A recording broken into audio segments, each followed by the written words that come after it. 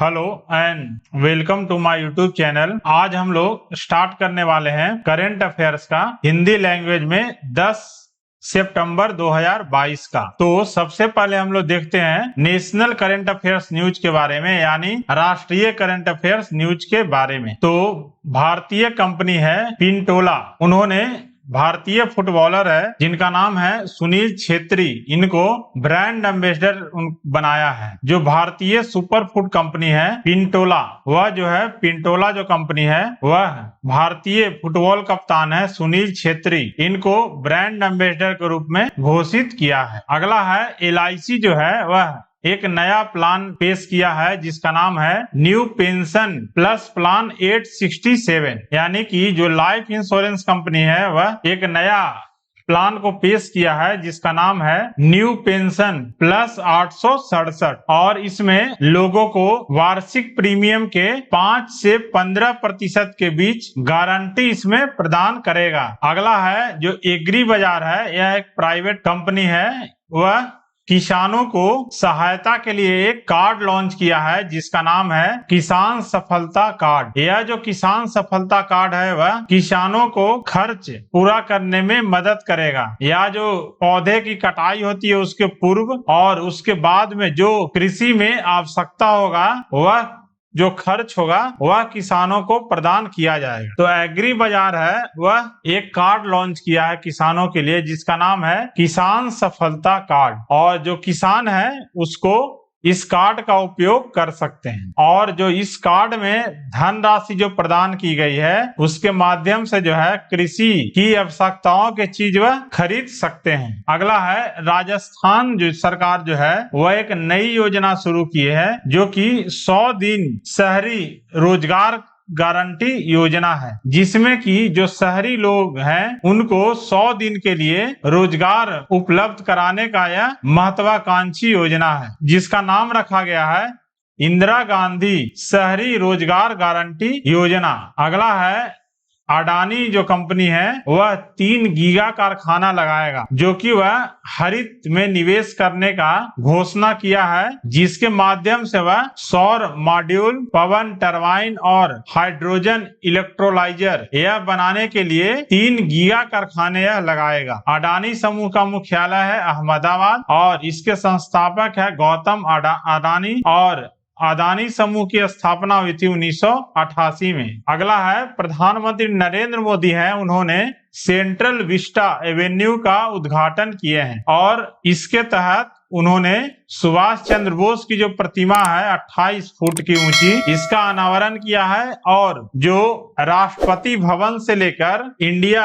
Gate तक का जो रोड है उसको पहले हम लोग राजपथ के नाम से जानते थे, इसका नाम अब चेंज हो गया है, कर्तव्य पथ हो गया है। और सेंट्रल विस्टा हम लोग कहते हैं, जैसे जो राष्ट्रपति भवन से लेकर जो इंडिया गेट तक के जो क्षेत्र है 3.2 किलोमीटर जो लंबा क्षेत्र है उसके आसपास का जो इलाका है उसको हम लोग सेंट्रल विस्टा कहते हैं। अगला है जो मंगोलिया के राष्ट्रपति हैं वह राजनाथ सिंह को घोड़ा उपहार में दिए हैं। जो अभी वर्तमान में मंगोलिया के राष्ट्रपति हैं उखनागिन खुलेलसुख, वह जो राजनाथ सिंह को मलेशिया का राजसी घोड़ा भेंट किए हैं। इसके पहले भी 2015 में जो है नरेंद्र मोदी मंगोलिया यात्रा के दौरान गए थे, उनको भी जो है घोड़ा भेंट किया गया था। अगला जो केंद्र सरकार ने घोषणा किया है कि 5 साल में 300 और कार्गो टर्मिनल का उद्घाटन होगा, जिससे कि भारतीय रेल को 300 गति शक्ति कार्गो टर्मिनल चालू करने के बाद जो है माल ढुलाई से राजस्व की बढ़ने की उम्मीद बहुत ज्यादा है। अगला है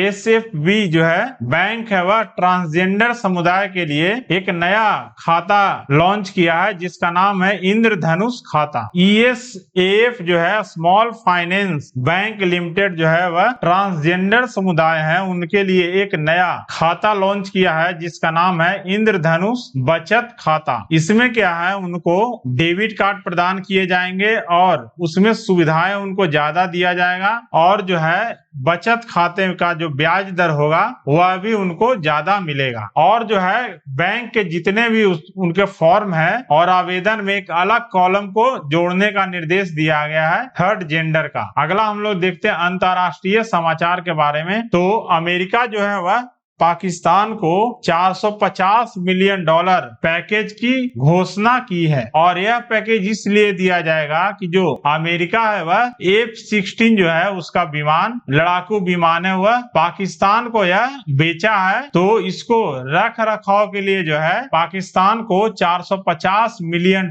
सहायता की मंजूरी दी है। अगला है महारानी एलिजाबेथ द्वितीय का निधन हो गया है। वह जो सबसे लंबे समय तक ब्रिटेन पर उन्होंने राज किए हैं और वह सबसे उम्र दराज महारानी थी। वह 25 साल की उम्र में गद्दी में बैठी थी और 96 साल की उम्र में उनका निधन हो गया। अगला हम लोग देखते हैं पुरस्कार से रिलेटेड न्यूज। तो हिंदी के लेखक हैं डॉक्टर असगर वजाहत, इनको 31वें व्यास सम्मान से सम्मानित किया गया है। यह जो व्यास सम्मान है वह के बिरला फाउंडेशन के द्वारा दिया जाता है और यह हिंदी में उत्कृष्ट साहित्यिक कार्य के लिए दिया जाता है भारतीय नागरिक को। तो जो 31वां व्यास सम्मान है वह डॉक्टर असगर वजाहत को दिया गया है और इनका जो नाटक है महाबली, यह महाबली नाटक के लिए इनको दिया गया है। हम लोग देखते हैं कुछ महत्वपूर्ण सूचकांक के बारे में जो रिलीज किए गए हैं। तो मानव विकास सूचकांक जो है 2021, यह जो है 2021 इसको रिलीज कर दिया गया है और यह जो रिलीज करने वाला संस्था है जो कि संयुक्त राष्ट्र विकास कार्यक्रम के द्वारा यह रिलीज किया जाता है, जिसमें कि भारत जो है 132वें स्थान पर है और इसके पिछले साल जो भारत था 131वां स्थान पर रहा था। और भारत के जो पड़ोसी देश हैं कुछ,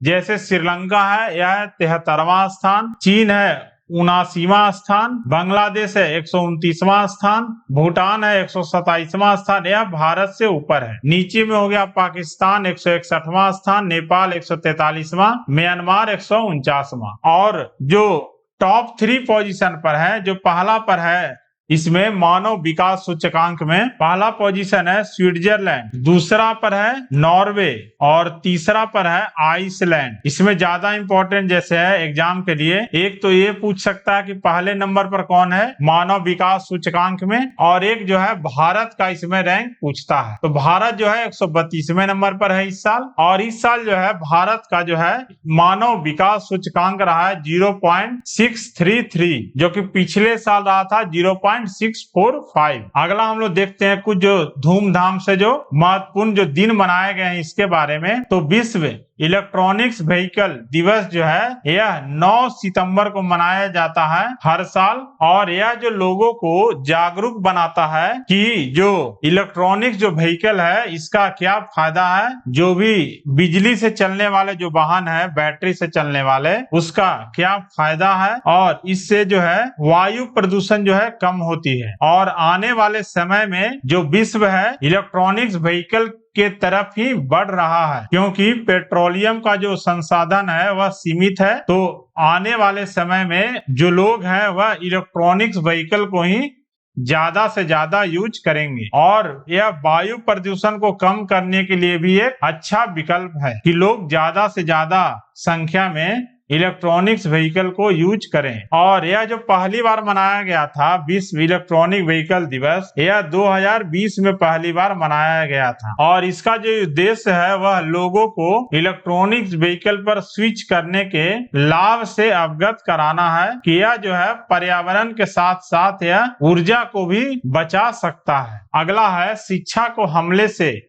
बचाने के लिए जो अंतर्राष्ट्रीय दिवस है वह यह जो है 9 सितंबर को मनाया जाता है, और इसका जो मुख्य उद्देश्य है वह छात्रों और शिक्षकों के लिए सुरक्षा क्यों जरूरी है और सुरक्षा के स्थानों में स्कूलों की सुरक्षा के महत्व में जागरूकता बढ़ाना है। और साल 2020 में जो है पहली बार यह दिवस को मनाया गया। यूनेस्को का मुख्यालय है पेरिस में। यूनेस्को के प्रमुख है ऑन्ड्रे अजोले। यूनेस्को की स्थापना हुई थी 16 नवंबर 1945 को। यूनिसेफ के कार्यकारी निदेशक है हेनरीटा एच फोर और यूनिसेफ की स्थापना हुई थी 11 दिसंबर 1946 को। इसका जो मुख्यालय है वह न्यूयॉर्क में स्थित है। अगला हम लोग देख लेते हैं नियुक्तियां के बारे में। तो जो अजीत कुमार सक्सेना है, अजीत कुमार सक्सेना इनको मायल लिमिटेड के अध्यक्ष और प्रबंध निदेशक के पद के पर चुना गया है। अजीत कुमार सक्सेना को मायल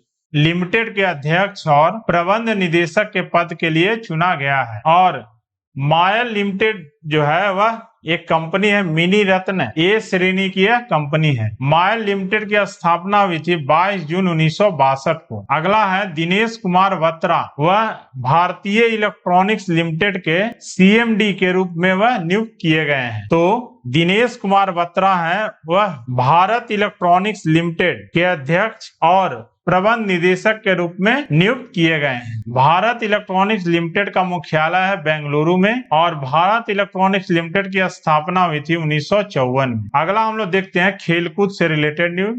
जो डायमंड लीग 2022 का जो फाइनल है वह नीरज चोपड़ा जो है वह इस खिताब को जीत लिए हैं। उन्होंने 88.44 मीटर के थ्रो के साथ इस खिताब को जीता है और वह डायमंड लीग ट्रॉफी जीतने वाले पहले भारतीय बन गए हैं। इन्होंने टोक्यो ओलंपिक में भी भारत के लिए स्वर्ण पदक जीता था और यह इंडिविजुअल में स्वर्ण पदक जीतने वाले दूसरे भारतीय बन गए हैं। भारतीय है स्वर्ण पदक जीतने वाले ओलंपिक में। इससे पहले जो है स्वर्ण पदक जो जीते थे उनका नाम था अभिनव बिंद्रा। इसके पहले जो जीते थे अभिनव बिंद्रा जो कि शूटिंग में जीते थे। ये रहा 10 सितंबर का current affairs news. Thanks for watching my channel. Please like, subscribe and share my video और ज्यादा से ज्यादा आप इस चैनल को सब्सक्राइब करें।